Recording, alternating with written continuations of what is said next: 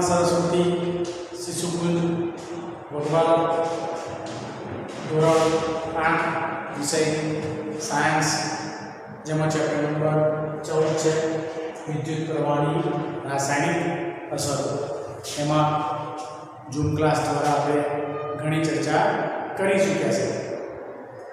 એની અંદર આપણે જોયું હતું લાસ્ટ ટાઈમ કે વિદ્યુત દ્રાવણ તો કે જે દ્રાવણ વિદ્યુત પ્રવાહને પોતાનામાંથી પસાર કરે છે એવા દ્રાવણને આપણે વિદ્યુત દ્રાવણ કહીએ છીએ। કાં તો જે દ્રાવણમાંથી વિદ્યુત પ્રવાહ પસાર થઈ શકે છે તેને વિદ્યુત દ્રાવણ કહે છે।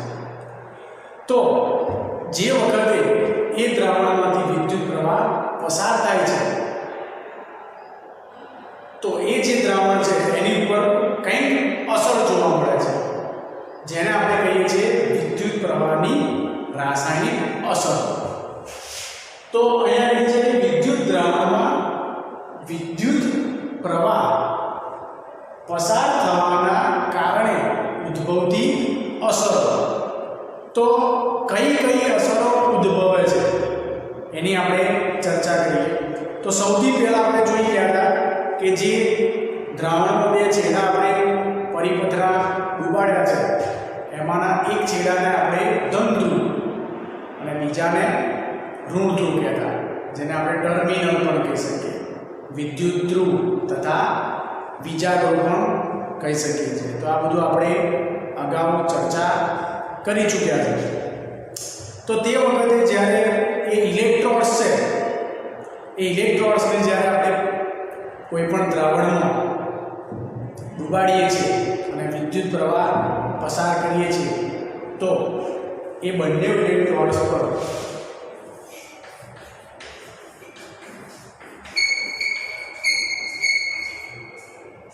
વાયુના જે ઇલેક્ટ્રોડ્સ છે તેના પર વાયુના પરપોટા જોવા મળે છે। તો આ એક એની રાસાયણિક પ્રક્રિયા કે દ્રાવણનો વિદ્યુત પ્રવાહ પસાર કરવાથી બંને જે ઇલેક્ટ્રોડ્સ છે તેના પર વાયુના પરપોટા આપણને જોવા મળી શકે છે। પછી દ્રાવણના રંગમાં જેનો રંગ છે એ રંગમાં ફેરફાર થઈ શકે છે।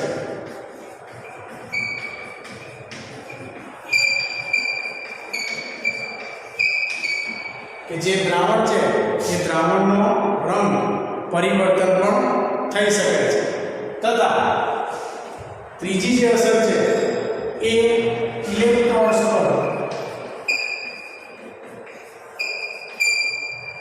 જે એના બે ઇલેક્ટ્રોડ છે, એક છે ધન અને બીજો છે ઋણ, એની પર કોઈ ધાતુ જે છે એ ધાતુ જમા થયેલી જોઈ શકાય, ધાતુ જમા થાય છે। ઓકે, તો આ રીતે જમા પણ થઈ શકે છે। તો આ રીતે જે વિદ્યુત દ્રાવણ છે તેમાંથી વિદ્યુત પ્રવાહ પસાર કરવાના કારણે એની અંદર વાયુના જે ઇલેક્ટ્રોડ છે તેની પર વાયુના પરપોટા તથા દ્રાવણમાં કોઈ રંગમાં ફેરફાર થાય તથા જે ઇલેક્ટ્રોડ છે એની પર ધાતુ જમા થઈને આપણે જોઈ શકીએ છીએ, કાં તો ધાતુ જમા થઈ શકે છે। તો આ છે વિદ્યુત પ્રવાહની રાસાયણિક અસરો। તો આમાંની એક વાયુના પરપોટાવાળી આપણે અસર વિશે અગાઉના વિડીયોમાં અને ઝૂમ ક્લાસમાં જોઈ ગયા છે કે જેમાં આપણે બે જે ઇલેક્ટ્રોડ્સ હતા એની ઉપર એકનું નામ હતું એનોડ અને બીજાનું નામ હતું કેથોડ, કે જેની પર હાઇડ્રોજન અને ઓક્સિજન વાયુના પરપોટા આપણને જોવા મળ્યા હતા। હવે પછી આપણે જોઈશું કે ઇલેક્ટ્રોડ્સ પર ધાતુ જમા થાય છે એ શું છે, કે ઢોળ ચડાવવાની ક્રિયા, એ નામ વિશે આપણે જાણીએ છીએ। કે કોઈ સસ્તી ધાતુના ઘરેણાં હોય એની ઉપર આપણે સોના કે ચાંદી નો ઢોળ ચડાવીએ તો એ જે ઢોળ ચડાવે છે એ ઢોળ ચડાવવાની પ્રક્રિયા જે છે એને આપણે વિજ્ઞાનની ભાષામાં ઇલેક્ટ્રોપ્લેટિંગ કહીએ છીએ. આ જાણવા માટે આપણે જોઈએ કે વિદ્યુત વહન દ્વારા જે વિદ્યુત પ્રવાહ પસાર કરીએ છીએ એટલે કે એને વિદ્યુતનું વહન કહીએ છીએ. તો વિદ્યુતના વહન દ્વારા પદાર્થ પર કોઈ જરૂરી ધાતુનું આવરણ ચડાવીએ એટલે કે આવરણ ચડાવવાની જે પ્રક્રિયા છે એને આપણે ઇલેક્ટ્રોપ્લેટિંગ કહીએ છીએ. મેં કહ્યું એમ તો એ રીતે આપણા ઘરમાં પણ ઘણી એવી વસ્તુઓ છે કે જેની ઉપર ઇલેક્ટ્રોપ્લેટિંગ થયેલું હોય છે. કે આપણે વાત કરીએ સામાન્ય કે આપણી પાસે તેલનો ડબ્બો છે આપણા ઘરમાં જે 15 કિલો કે 15 લીટરનો આપણે તેલ લાવીએ છીએ. તો એ જે ડબ્બો છે એ ડબ્બો આપણને ચળકાટ ધરાવતો દેખાય છે, પરંતુ એ ડબ્બાને જો તમે પાણી ઉપર જો નાખી ડબ્બા ઉપર અને એને જો 1-2 મહિના સુધી એવું જો ધારો કે મૂકી રાખશો, કાં તો તમારા ઘરમાં જે જૂનો ડબ્બો હોય એનું તમે અવલોકન કરશો તો એ ડબ્બા ઉપર તમને કાટ ચડેલો દેખાશે અને ઉપરથી જે એનો ઢોળ ચડાયેલો છે એ ઢોળ ચડાયેલી ધાતુ નીકળી ગઈ છે. તો એકચ્યુઅલી એ જે ડબ્બો છે પતરાનો એ લોખંડનો બનેલો છે, પરંતુ એની ઉપર એલ્યુમિનિયમ કે કોઈ બીજી ધાતુનો એની ઉપર ઢોળ ચડાયેલો છે. તો એ જે ઢોળ ચડાવવાની એટલે કે ઇલેક્ટ્રોપ્લેટિંગની પ્રક્રિયા છે એ સમજવા માટે આપણે એક પ્રવૃત્તિ જોવાની છે. તો એ પ્રવૃત્તિ માટે સૌથી પહેલા આપણે કોપર એટલે કે તાંબુ જે છે એ તાંબાની 2 પટ્ટીઓ જોઈશે.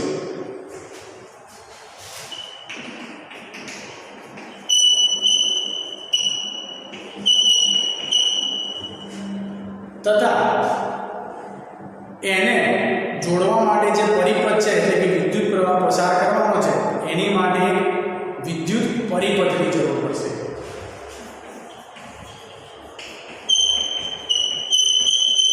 જેને આપણે બનાવતો અગાઉ શીખી ગયા છે. ઓકે, તો તાંબાની પટ્ટીઓ, વિદ્યુત પરિપથ તથા કોપર સલ્ફેટનું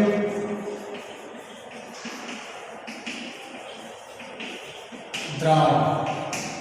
ઓકે, તો કોપર સલ્ફેટ જે છે એના વિશે આપણે અગાઉ સેમિસ્ટર નંબર 1 માં જોઈ ગયા છે કે કોપર સલ્ફેટ જે છે એ કોપર સલ્ફેટ ભૂરા કાં તો વાદળી રંગનો, આછો ભૂરો કે વાદળી રંગનો એક પદાર્થ છે કે જેની અંદર કોપર એટલે કે તાંબુ હોય છે.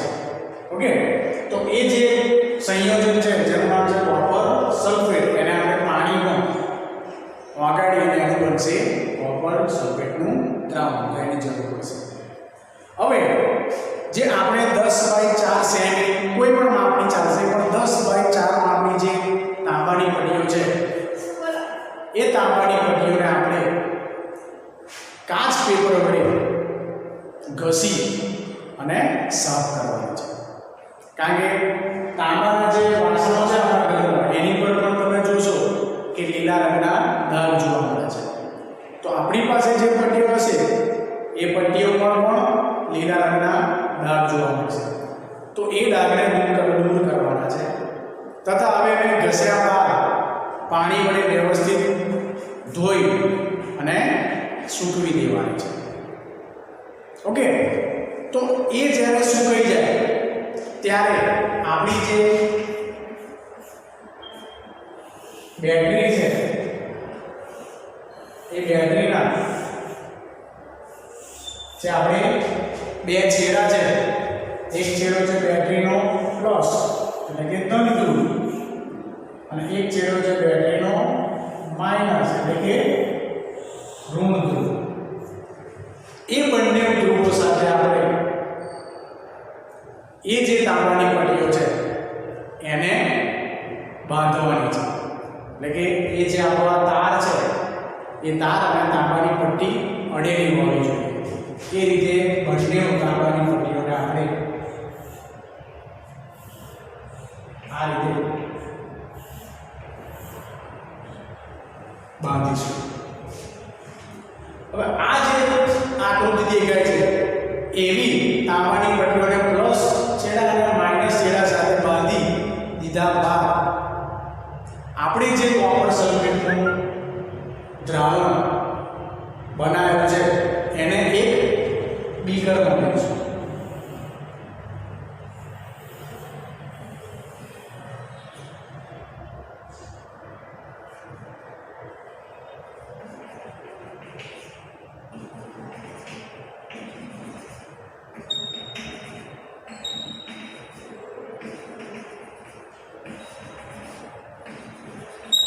તો બીકરની અંદર જે દ્રાવણ છે એ દ્રાવણ છે કોપર સલ્ફેટનું દ્રાવણ તથા તાંબાની જે બે પટ્ટીઓ આપણે બાંધી છે એ છે એક આપણો ધન ધ્રુવ અને એક છે ઋણ ધ્રુવ. હવે આ જે આપણે પરિપથ પૂર્ણ થયો છે એ વિદ્યુત પ્રવાહ જ્યારે પસાર થશે તો તમારે આ પ્રવૃત્તિ કરવા માટે જો 2 કે 3 સેલ હોય એનો ઉપયોગ કરીશું. અને જો તમે તમારી પાસે કોઈ વાહન એટલે કે સ્કૂટર છે કે બાઇક છે એની કોઈ મોટી બેટરી હોય તો એનો પણ તમે ઉપયોગ કરી શકો છો. પણ આ પ્રયોગ કરવા માટે આપણે 2 કે 3 સેલની જરૂર પડશે જેને આપણે બેટરી કહીએ છીએ. તો એ થોડો એનો પાવર થોડો વધારે હોય એટલે આપણે રિઝલ્ટ પણ થોડું વ્યવસ્થિત મળશે. તો આ જે વિદ્યુત પ્રવાહ છે તેને 10 થી 15 મિનિટ સુધી આપણે આ પરિપથમાંથી વહેવડાવવાનું છે.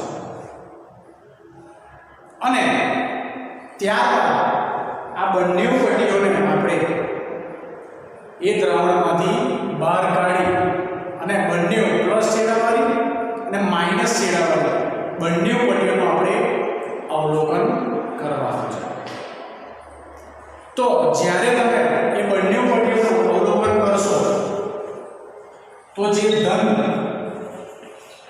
ધ્રુવ સાથે આપણે જે પટ્ટી જોડી હતી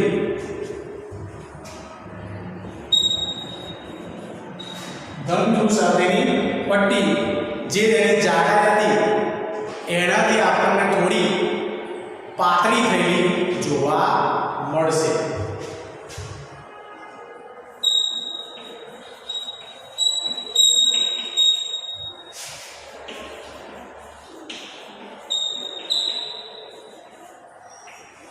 અને જ્યારે ઋણ ધ્રુવ સાથે જોડેલી જે પટ્ટી છે એની ઉપર તમને આ જે તાંબુ છે એ તાંબાની પટ્ટી થોડી જાડી જોવા મળશે. એટલે કે એની ઉપર તમને તાંબાના અવશેષ ચોંટેલા જોવા મળશે. એટલે કે આવરણ ચડેલું દેખાશે.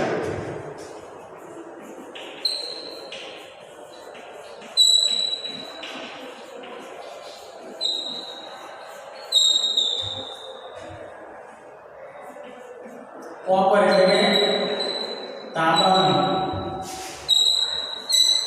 આવરણ ચડેલું દેખાશે. તો આપણી પાસે જે ઋણ ધ્રુવ સાથે પટ્ટી જોડી હતી એ પણ તાંબાની જ હતી. તો એ તાંબાની પટ્ટી પર થોડું વધારે તાંબાની આવરણ ચડેલું આપણને જોવા મળશે. તો આ જે પ્રક્રિયા થઈ છે એ પ્રક્રિયામાં જે ધન છેડા સાથે આપણે જોડેલી પટ્ટી હતી એ ધન છેડા સાથેની પટ્ટીમાંથી કોપર છૂટું પડે છે. કોપર એટલે તાંબુ. પરંતુ એ છૂટું પડવાનું કારણ શું છે કે એનું એ કોપર ડાયરેક્ટ ઋણ છેડા ઉપર જમા થતું નથી.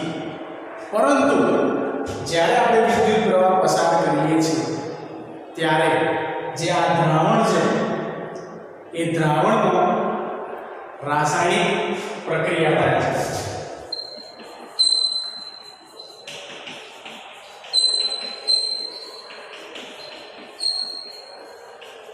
અને દ્રાવણ શું હતું? તો કે કોપર સલ્ફેટ, એટલે કે કોપર સલ્ફેટના દ્રાવણમાં રાસાયણિક પ્રક્રિયા થાય છે અને એ કોપર સલ્ફેટના દ્રાવણમાંથી કોપર એટલે કે તાંબુ છૂટું પડે છે અને એ જે તાંબુ છે એ આપણા ઋણ ધ્રુવ સાથે બાંધેલી જે પટ્ટી છે તાંબાની એની ઉપર જમા થાય છે. હવે એ વખતે જે દ્રાવણમાંથી કોપરનું છૂટું પડવું એટલે કે તાંબુ છૂટું પડ્યું છે એની પૂર્તિ ક્યાંથી થશે? તો એની જે ઉણપ થઈ એ ઉણપ પૂરી કરવા માટે આપણે જે આ પ્લસ છેડા પર તાંબાની પટ્ટી જોડી છે એ પટ્ટીમાંથી એટલા જ માપનું તાંબુ દ્રાવણમાં છૂટું પડશે. એટલે કે આ પ્રક્રિયા આ રીતે થશે કે આ પટ્ટી છે બંને અને આ દ્રાવણ છે, તો દ્રાવણમાંથી જે કોપર છૂટું પડ્યું છે એ આ પટ્ટી સાથે ચોંટશે. હવે દ્રાવણમાં કોપરની શું થઈ ગઈ? ઉણપ થઈ ગઈ.